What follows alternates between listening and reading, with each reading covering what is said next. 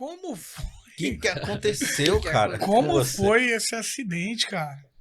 Então, Foi um acidente do trabalho? foi acidente de trabalho, Ah. isso foi um acidente de trabalho no ano de 92. Naquela época, eu estava com 14 para 15 anos, aí vale ressaltar que naquela época, com 14 anos, podia trabalhar de carteira assinada. Hoje, a legislação é diferente, tem programa Jovem Aprendiz. Mas aos 14 anos, eu já tinha minha carteira profissional assinada e pegava serviço às 5 horas da manhã. E um dia, que foi no dia 24 de julho, cheguei na empresa para trabalhar e recebi a orientação que era para que eu fosse para uma outra máquina, onde eu não tinha treinamento, foi meu primeiro contato com essa máquina. E era para eu trabalhar nessa máquina apenas por 2 horas, de 5 às 7. Às 7 horas da manhã, uma turma que ia pegar serviço administrativo, horário administrativo, de 7 às 5, um colega nosso iria parar a máquina. Então, o meu tempo era só 2 horas. Mas é só 2 horas que custou a perda da minha mão.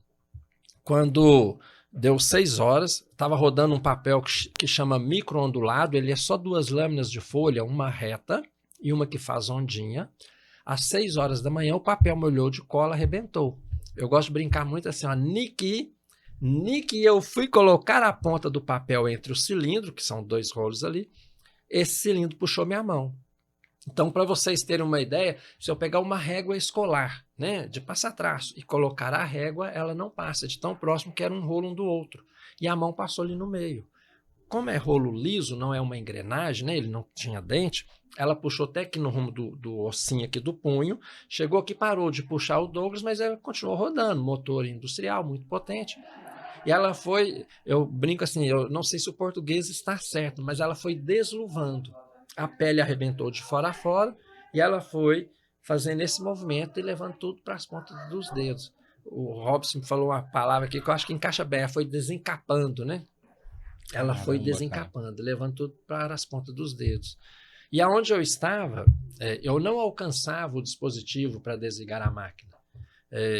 Não tinha acesso, os cilindros, esses rolos ali, eles eram totalmente assim, expostos, né, ali, não tinha nenhuma barreira, nada, e também o dispositivo para desligar a máquina era longe.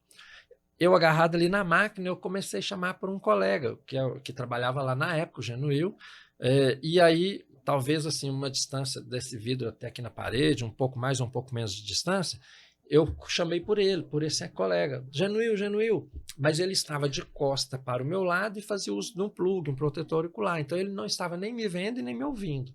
Eu agarrado ali na máquina, chamando por ele, mas ele não estava nem aí. Na hora eu ia levar essa mão para ajudar a puxar, né, de apoio para puxar essa aqui, na hora eu escutei os ossinhos estralando, aí eu consegui pensar, falei, não vou levar, senão ela vai agarrar também. Você vai perder outra. Eu vou perder outra.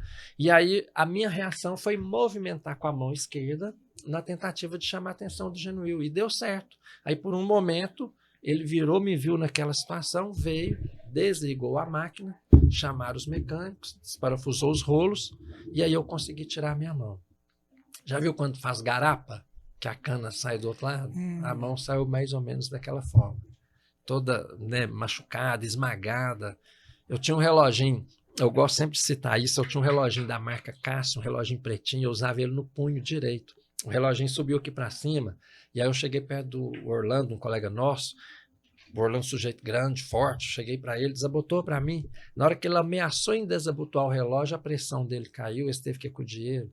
O menino que desligou, o Genuil, desabotou para mim. Não quero nem ver, não dou conta não. Aí eu falei, eu mesmo vou tirar o relógio. Aí eu coloquei o bracinho, desabotoei o relógio, e aí me levaram para o hospital. Daí então começou uma nova fase na vida do Douglas. Cara,